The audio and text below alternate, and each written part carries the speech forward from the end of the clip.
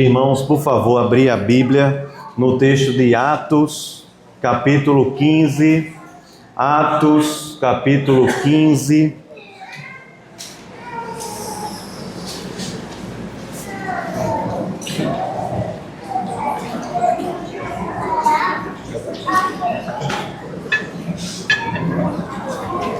Atos dos Apóstolos, capítulo 15. A gente vai ler dos versos 22 a 35, tá? Uma orientação aos pais é que a gente tem ali um material para as crianças poderem acompanhar o sermão. Então, as que escrevem podem escrever, as que ainda não são alfabetizadas podem desenhar o sermão e ouvirem a palavra do Senhor, tá? Caso a criança fique um pouco mais agitada, você pode sair um pouquinho, ficar lá fora, mas não deixa ela brincando aí no parque, na grama, não. Sai um pouquinho, respira, toma uma água, conversa com ela e aí retorna para o culto. E assim, dia após dia, domingo após domingo, nós vamos ensinar os nossos filhos também a cultuar a Deus. Em algumas igrejas, as pessoas tentam resolver isso tirando as crianças do culto, não é? E talvez para alguns seja até mais fácil. É só tirar do culto e está tudo resolvido. Para nós não, porque é algo muito importante que as crianças cultuem a Deus e aprendam a cultuar a Deus junto conosco. Hoje nós leremos, irmãos, os versos 22 a 35, em continuidade ao que nós estamos aprendendo aqui no livro de Atos, agora capítulo 15, verso de número 22. Vou ler e depois nós vamos orar. Então, pareceu bem aos apóstolos e aos presbíteros com toda a igreja, tendo elegido homens dentre eles, enviá-los juntamente com Paulo e Barnabé a Antioquia.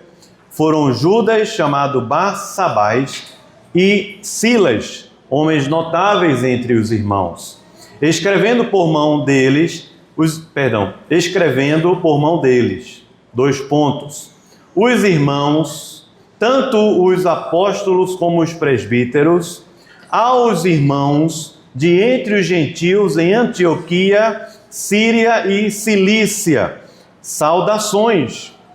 Visto sabermos que alguns que saíram de entre nós, sem nenhuma autorização, vos têm perturbado com palavras, transtornando a vossa alma, pareceu-nos bem, chegados a pleno acordo, eleger alguns homens e enviá-los a vós outros com os nossos amados Barnabé e Paulo, homens que têm exposto a vida pelo nome de nosso Senhor Jesus Cristo. Enviamos, portanto, Judas e Silas, os quais pessoalmente vos dirão também estas coisas, pois pareceu bem ao Espírito Santo e a nós não vos impor maior encargo além destas coisas essenciais. Quais são elas?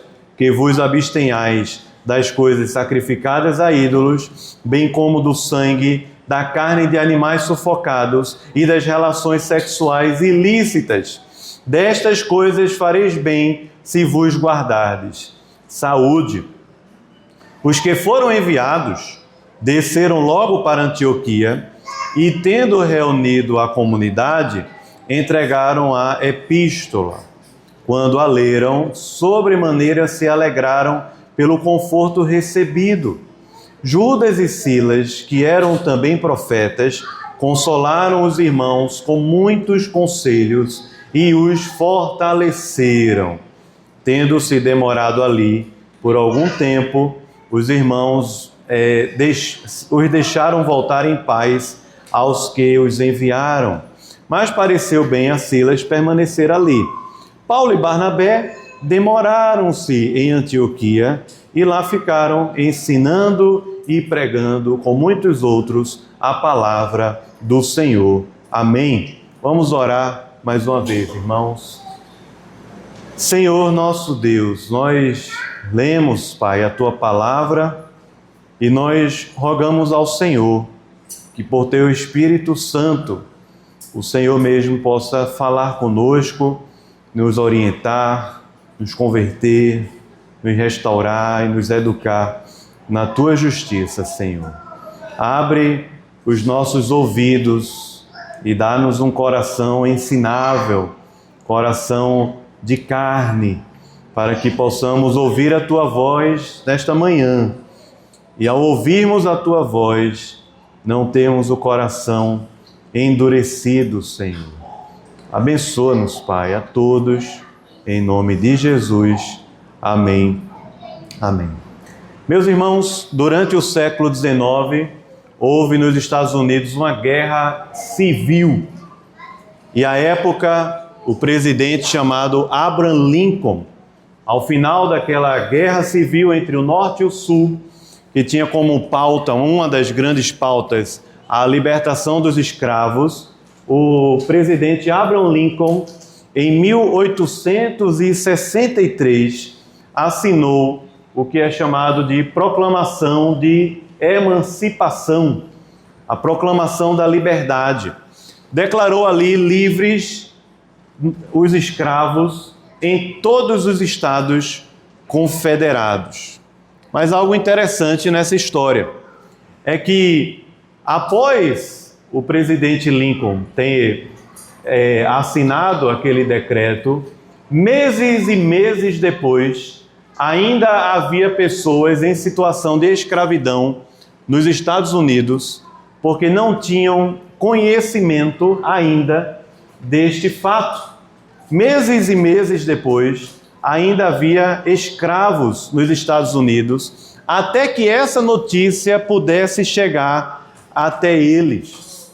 A notícia chegava por meio de cartas, e à medida que ela se expandia, mais e mais pessoas ficavam felizes com aquele novo momento que estavam vivendo.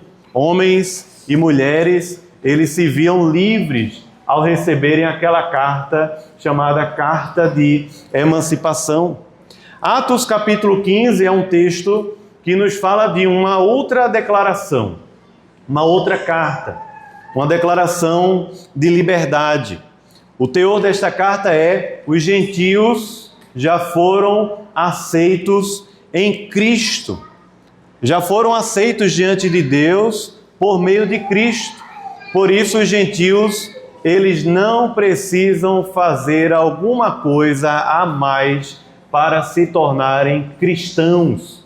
Foi o que nós aprendemos na semana passada, quando vimos que o Evangelho de Cristo não necessita de aditivos, de alguma coisa a mais que eu precise fazer, nem mesmo algum tipo de pagamento, por menor que seja, nem mesmo um pequeno grão de pimenta é necessário para que você se torne um cristão, porque o Evangelho de Cristo é suficiente. Jesus Cristo é o bastante.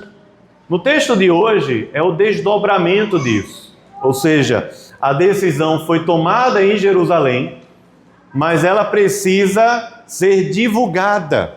Ela precisa ser expandida.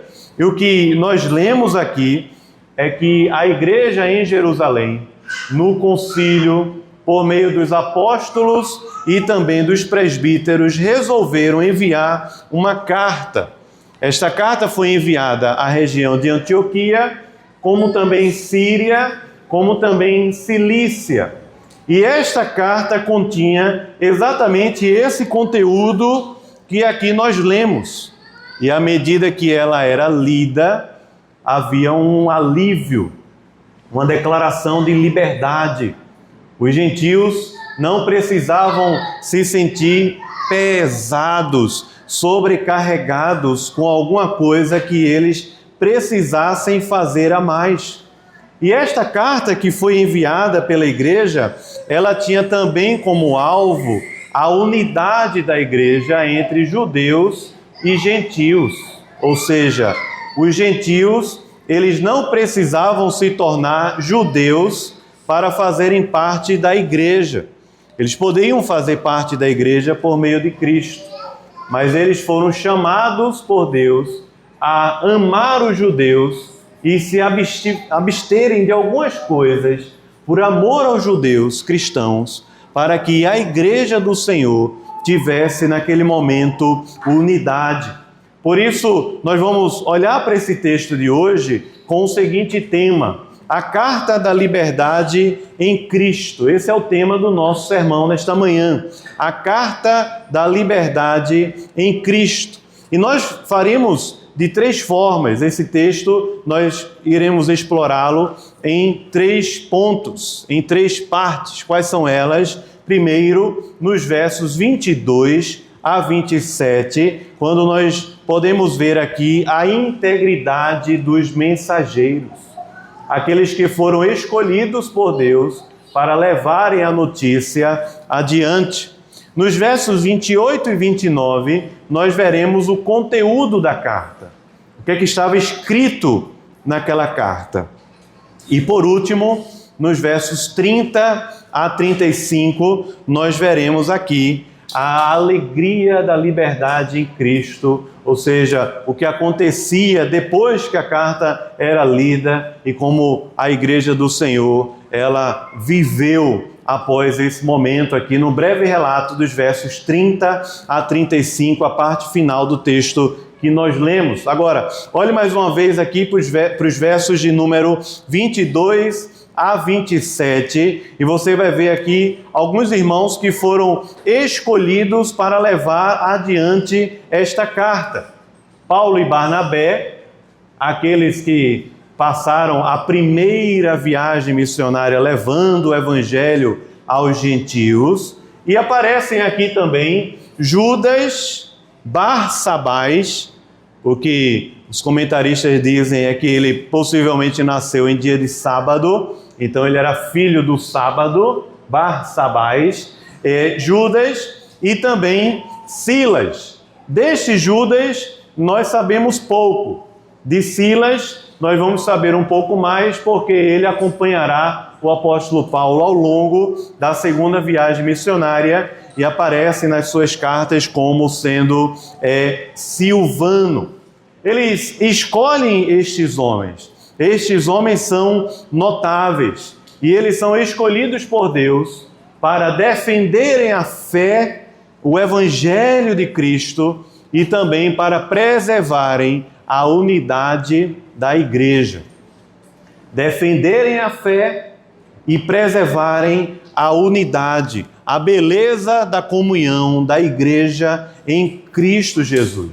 Este foi o objetivo, e desde o início este era o objetivo deste concílio em Jerusalém. E seria muito bom se fosse assim também até os dias de hoje, irmãos. Não é verdade? Imagine como ajudaria bastante se em nossas igrejas as discussões que tivéssemos, elas fossem sempre conduzidas neste espírito que foi o Concílio de Jerusalém e as decisões comunicadas de forma clara também, como foi aqui em Jerusalém. Como também ajudaria bastante se em nossas igrejas as discussões levassem a igreja do Senhor a se fortalecer mais na palavra de Deus, na comunhão e também na evangelização daqueles que ainda não conhecem a Cristo Jesus. O que nós aprendemos aqui no Concílio de Jerusalém é um modelo. Igrejas vão enfrentar problemas. Não existem igrejas que não enfrentem problemas. Todas enfrentarão lutas e dificuldades. E nós podemos ver aqui em Atos capítulo 15, a igreja lidando com uma grande dificuldade, havendo forte discussão naquele concílio, mas a decisão, ela tem um espírito muito claro: fortalecer na palavra, fortalecer na comunhão, guiados pelo Espírito Santo, guiados pela palavra de Deus, em amor uns para com os outros, e escolhendo aqui homens de Deus, homens notáveis, homens de boa reputação, para que possam levar adiante essa mensagem e não apenas lerem uma carta porque estes homens não foram enviados apenas para lerem uma carta, mas foram enviados para pastorearem e ensinarem a igreja e todas as igrejas daquela região que recebiam esta carta. Meus irmãos, isto deveria ser o comum e não a exceção em nossos dias. Eu vou repetir. Deveria ser isso comum na igreja e não exceção.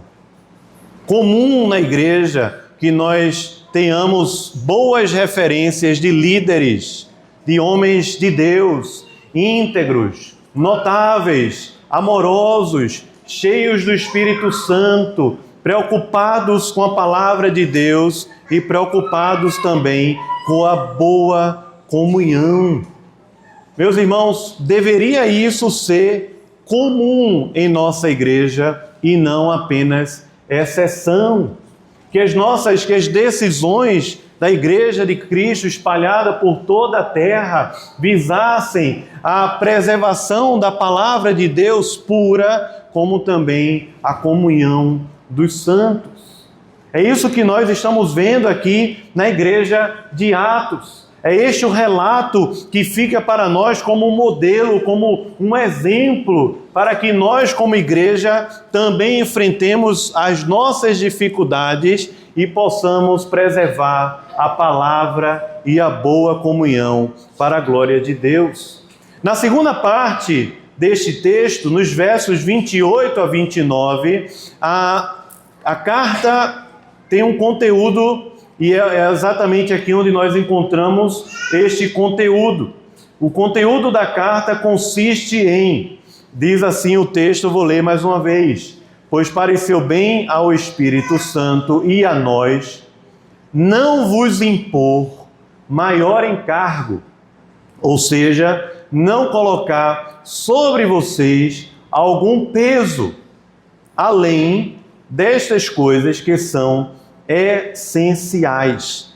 Então aqui o conteúdo da carta, que foi o conteúdo da decisão que vimos na semana passada. E ele diz aqui no verso 29, que vos abstenhais das coisas sacrificadas a ídolos, bem como do sangue, da carne de animais sufocados e das relações sexuais ilícitas. Destas coisas fareis bem se vos guardardes saúde. Apenas este é o documento, não é? Era a carta, o conteúdo da carta. Nós falamos muito na semana passada, mas eu quero retomar aqui para a gente aprender mais uma vez. Meus irmãos, veja aqui neste conteúdo da carta, primeiro, a presença do Espírito Santo, quando ele diz assim: pareceu bem ao Espírito Santo ordenar estas coisas. Veja a preocupação da igreja, ouvir a voz de Deus, ser guiada pelo Espírito Santo. Foi o Espírito Santo quem protegeu a igreja e foi também o Espírito Santo quem conduziu os apóstolos e presbíteros até aquela decisão. E eu preciso dizer também, ainda hoje, é o Espírito Santo quem protege e guia a sua igreja. Nesse texto nós podemos ver algo que ainda é real e vivo hoje, irmãos. Deus, o nosso Pai, protege a noiva de Cristo por meio do seu Espírito Santo. Deus, o nosso Pai, protege a noiva de Cristo por meio do Espírito Santo. É o papel do Espírito Santo proteger a igreja de muitas coisas, do falso ensino, da doutrina impura, das maquinações de Satanás, mas também das maquinações do nosso coração enganoso. É papel do Espírito Santo proteger a igreja também das maquinações enganosas do coração das pessoas. Porque nós somos falhos, nós somos corruptos, nós somos pecadores, nós erramos. E o Espírito Santo continua conduzindo e guardando a sua igreja. E esta deve ser sempre a nossa oração. Nas reuniões do conselho, nós fazemos isso. Nas reuniões de liderança, junto com a diaconia, nós fazemos isso. Na igreja, aos domingos, nós fazemos isso. Nós devemos orar para que o Senhor guarde e preserve a sua igreja, e por meio do Espírito e por meio da palavra. Nós vemos aqui também, no conteúdo desta carta,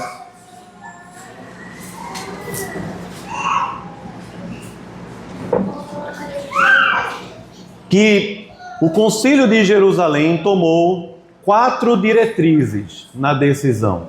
E nós falamos sobre ela na semana passada, eu gostaria de rever também, porque a gente lê o texto. 2 são circunstanciais e 2 são normativas. Foram 4 diretrizes a decisão. Quais foram elas? As circunstanciais. Comerem, os gentios deveriam se abster de comer carne sufocada e carne com sangue, que era algo muito forte ainda nos costumes judaicos e trazia escândalo para os judeus que haviam se convertido a Cristo. Então, a igreja pediu aos gentios que se abstivessem de comer carne sufocada, ou seja, quando o animal não era morto de forma degolada e o seu sangue era derramado ao chão, certo? Então o animal era morto e o sangue ficava dentro dele, ou qualquer tipo de carne que estivesse contaminada com sangue. Nós falamos na semana passada que isso não é normativo para nós hoje. Nós não encontramos respaldo ao longo das Escrituras para afirmar que é pecado comer carne com sangue, como temos hoje comidas assim, como um sarapatel, uma galinha cabidela. Não é pecado, não encontramos respaldo bíblico para afirmar. Eu posso gostar, eu posso não gostar, mas não é pecado. Mas 2 coisas que a Igreja do Senhor estabeleceu ali, que são normativas até hoje e que nós precisamos prestar atenção à luz das Escrituras. São elas a idolatria e a imoralidade sexual. Os ídolos, nos curvarmos a ídolos que não necessariamente sejam feitos esculturas por mãos humanas, e também nos abstermos de relações sexuais impuras. Ora, isto é normativo para nós hoje. Ao Senhor nosso Deus adorarás e somente a Ele darás culto. A idolatria, ela se instala em nosso coração e não necessariamente é quando nos curvamos a alguma imagem de escultura, mas quando nos curvamos a muitos outros ídolos invisíveis e mais aceitáveis em nossos dias. Quando nos curvamos ao dinheiro, quando nos curvamos aos cartões de créditos, quando nos curvamos ao celular e ao uso da internet, quando nos curvamos diante da camisa de um time de futebol ou de um brinquedo às crianças, quando gastamos a nossa mente, os nossos recursos, o nosso tempo, o nosso coração em muitas e muitas coisas e não temos mais mente, coração, tempo para nos curvarmos diante de Deus. Significa dizer que nós temos colocado algumas coisas no lugar de Deus. E tudo o que nós colocarmos no lugar de Deus e da sua palavra será uma idolatria para nós. Mesmo as coisas boas. É muito bom o trabalho, é muito boa a família, é muito bom ter filhos, é muito bom ter netos, é muito bom ter dinheiro para fazer uma viagem, é muito bom quando nós temos possibilidade de nos divertirmos. São muitas coisas boas neste mundo. Mas nem mesmo as coisas boas que Deus nos dá podem se tornar ídolos em nosso coração. Por isso é normativo para nós hoje: abstenha-se de toda idolatria, para que Deus seja o primeiro lugar e único no seu coração. Mas há uma segunda coisa também que fez parte daquela decisão, que diz respeito à impureza sexual. E hoje em dia, irmãos, tudo é tão normal, que é até estranho falar sobre isso como pecado, não é?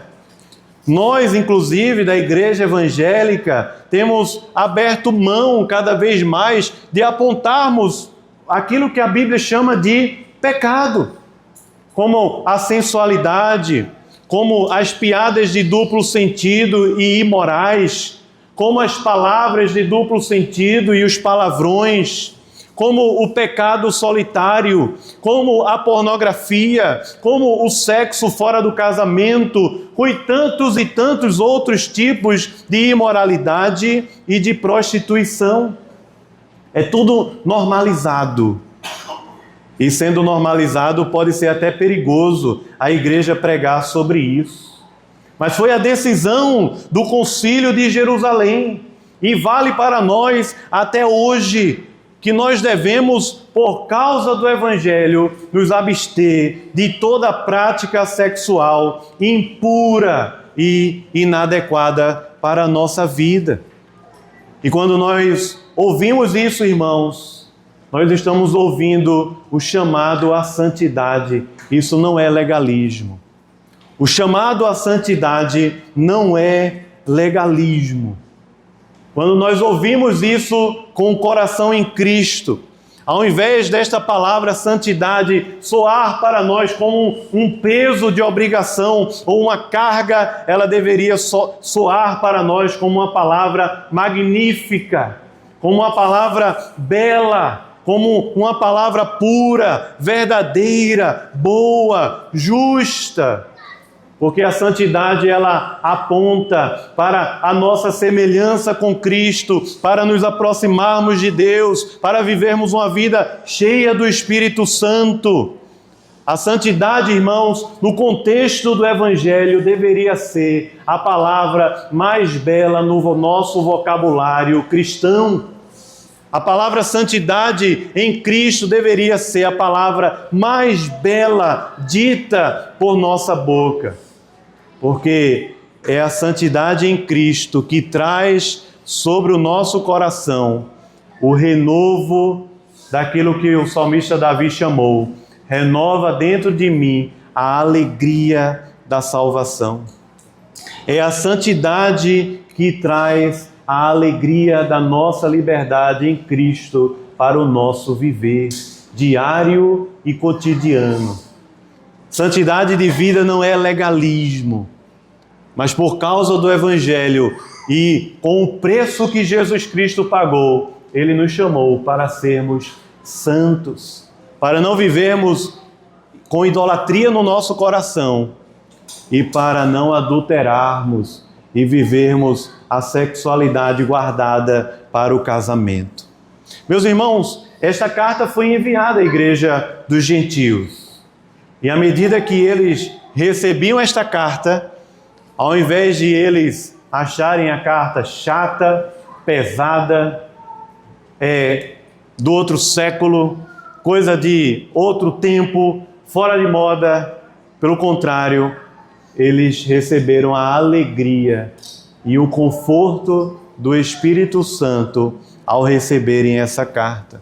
Este é o nosso terceiro ponto, quando nós vemos nos versos de número 30 a 35.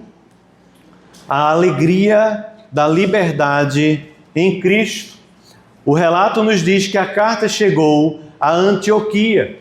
Eles leram e aquela mensagem foi bastante animadora. A igreja de Cristo é composta por judeus e gentios. Não há separação. Ela pode viver aquilo que é chamada de comunhão dos santos. Os gentios não precisam fazer alguma coisa ou se tornarem judeus para fazerem parte da igreja. Os servos de Deus que foram ali enviados, como Paulo e Barnabé, e também Judas e Silas, estavam ali confortando e fortalecendo a fé dos irmãos. Para que não haja dúvidas, o texto inclusive nos diz que eles eram profetas. E alguns se utilizam desse texto para defender as maiores loucuras que acontecem às vezes em algumas igrejas ditas evangélicas e em nome de Cristo. Mas não há nenhuma razão para nós entendermos a missão desses homens como profetas, além de duas coisas. Eles pregavam e eles ensinavam as Escrituras. Judas e também Silas não foram enviados àquela igreja para fazer adivinhação sobre a vida das pessoas, nem falarem as coisas que vão acontecer em nome de Cristo na vida das pessoas. Mas ali, o que o texto nos diz é que eles foram usados por Deus para consolar e fortalecer a igreja de Cristo. Eles estavam ali alimentando e nutrindo a fé dos discípulos. E Paulo e Barnabé também estavam fazendo isso. E ali permaneceram. Ali eles ficaram em Antioquia, também pastoreando a igreja, ensinando e pregando a palavra do Senhor. E neste último ponto, algo que me chamou a atenção estudando esse texto, que eu gostaria de destacar também. Meus irmãos, teologia saudável e comunhão cristã devem andar juntas. Não podem ser duas coisas separadas, distintas. Às vezes nós vemos isso acontecer quando alguém diz: eu vou para a igreja X, porque lá tem muita comunhão, tem muito evento, tem muita programação, tem muitos departamentos, tem muitas coisas. Aí o outro diz: não, eu vou para a igreja Y, porque lá tem o ensino da palavra, e a palavra com fidelidade, e a pregação da palavra de Deus e tal. E assim a gente faz uma dualidade, uma igreja de uma forma, outra igreja de outra. O que nós aprendemos ao longo do livro de Atos é que não há separação, não deve haver separação entre a teologia, a doutrina de Cristo e a comunhão dos santos. Pelo contrário, quanto mais e mais a palavra de Deus ela é ensinada, mais e mais a igreja sente que a sua fé ela é fortalecida e a igreja é encorajada a viver no corpo de Cristo, no amor de uns para com os outros. É o que nós vemos aqui nesta narrativa. O texto conclui dizendo para nós que a igreja foi fortalecida, a igreja foi consolada, a pregação continuada, a palavra de Deus estava sendo ensinada e agora eles receberam este grande alívio. Qual foi o grande alívio? Eles não precisavam fazer alguma coisa a mais para viverem em Cristo Jesus.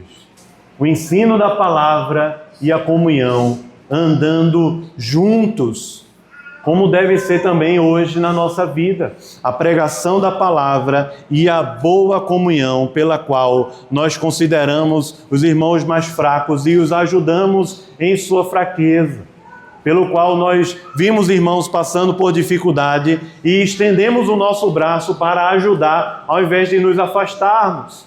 A comunhão pela qual nós amamos e consideramos a vida do nosso próximo como superior a nós mesmos, para que não vivamos dentro da igreja nenhum tipo de partidarismo ou vanglória, porque estas coisas não exaltam a Cristo.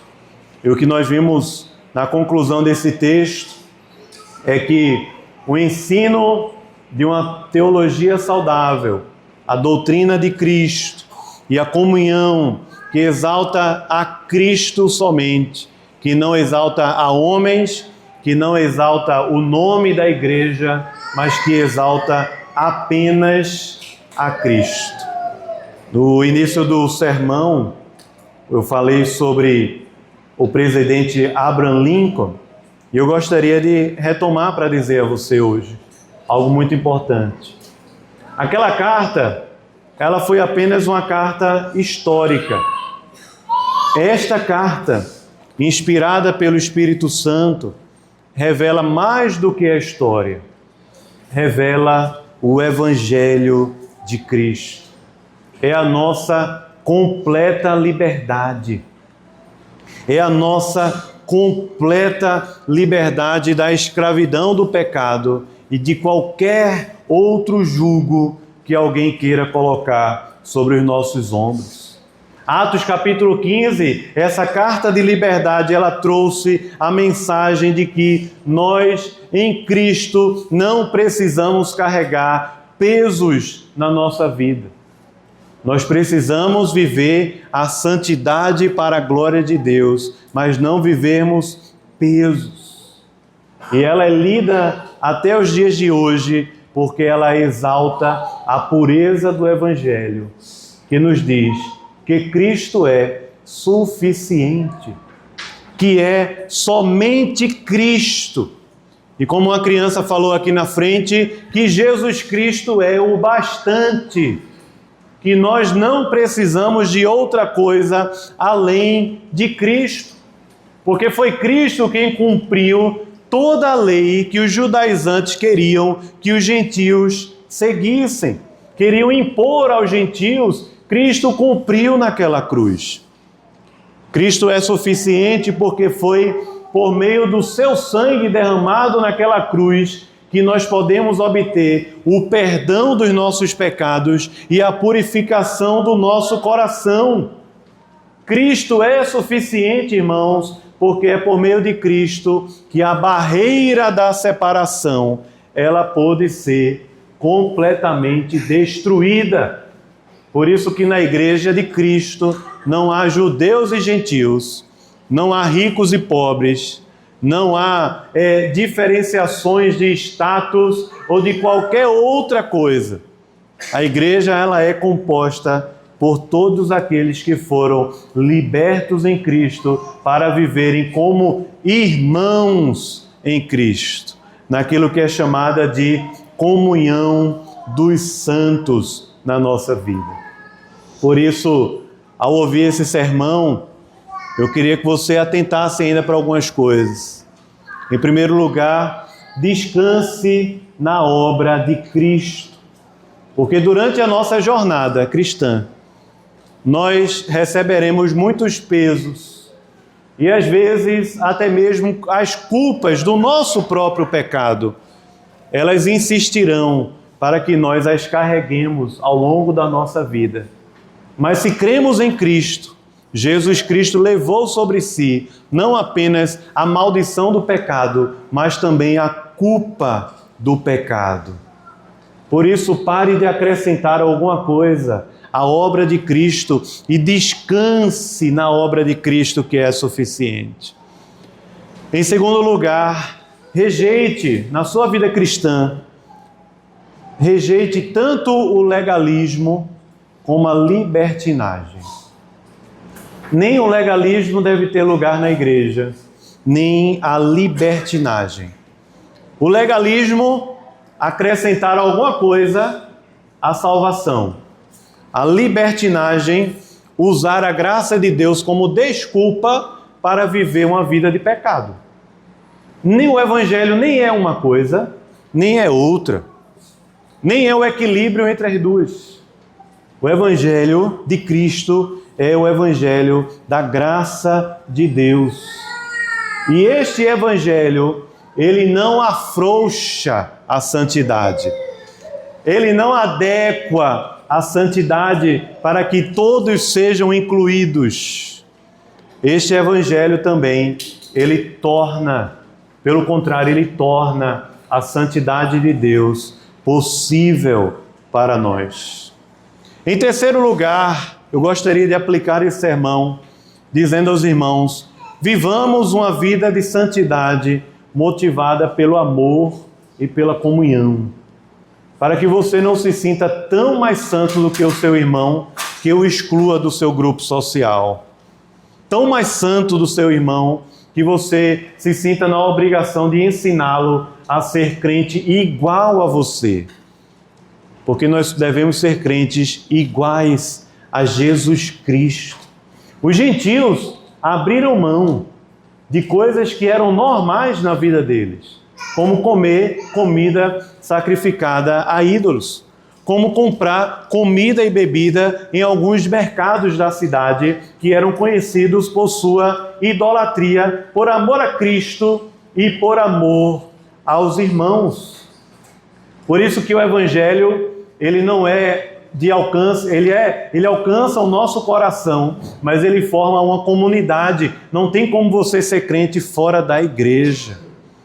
O Evangelho confronta esse individualismo moderno, que você quer ser crente sozinho, independente da igreja. Não é isso que o Evangelho nos ensina, mas a vivermos uma santidade motivada pelo amor e pela comunhão uns para com os outros. Ainda eu quero aplicar dizendo: valorize a igreja de Cristo, guiada pelo Espírito e pela Palavra. Não caia nessa cilada de pensar que a igreja institucional não existe mais. Alguns dizem isso, não é? E se você formar uma igreja na sua casa, com 5 pessoas, do jeito que você quer, que só vai quem você quer, não vai durar um mês para que ela tenha um tipo de organização. Não vai durar um mês. Porque a igreja, ela é um organismo e ela é também uma organização. E esta organização precisa ser pautada na palavra de Deus. Em nosso caso, respeitando os nossos símbolos de fé que expressam a doutrina do Evangelho que foi testada por séculos. Não é uma novidade que alguém está dizendo hoje, alguma profetada que alguém está falando hoje, mas que foi testada por séculos ao longo da história da igreja. E ela tem ordem, ela tem organização. A palavra precisa ser bem pregada, os sacramentos bem administrados, a disciplina também exercida no temor de Cristo. A igreja de Cristo, ela é guiada pela palavra e pelo Espírito, não por misticismo ou por sentimentalismos. Por isso nós devemos buscar e valorizar a igreja que vive desta forma. Busque uma igreja saudável, para você não apenas ouvir o sermão no domingo e se sentir confortável, mas para você fazer parte do corpo de Cristo, da comunhão dos santos. E por último, irmãos, alegre-se na graça de Deus, porque a alegria é uma das grandes marcas do Evangelho. Alegre-se na graça de Deus. Quando nós cremos em Cristo, e quando estamos aqui também no domingo, no culto, o Evangelho é pregado. A liturgia prega o Evangelho para nós. Porque nós começamos o culto sendo chamados por Deus a adorá-lo. Nós, logo depois, somos chamados pela palavra de Deus a reconhecermos que somos pecadores e carentes de Cristo. E nós agradecemos pela grande salvação de Deus em Cristo Jesus. E depois de termos entendido o Evangelho, nós vamos ouvir a voz de Deus nos instruindo como nós devemos viver por meio da pregação da palavra de Deus. Esta é uma liturgia bíblica que prega o Evangelho. Por isso, todos os domingos, nós também podemos celebrar a graça do Evangelho, que traz sobre o nosso coração alívio, consolo e alegria para vivermos uma vida de santidade para a glória de Deus. Alegre-se na graça de Deus, que traz alívio, consolo e alegria sobre o nosso coração. Amém. Vamos orar ao Senhor. Feche os seus olhos. Nós vamos orar ao nosso Deus.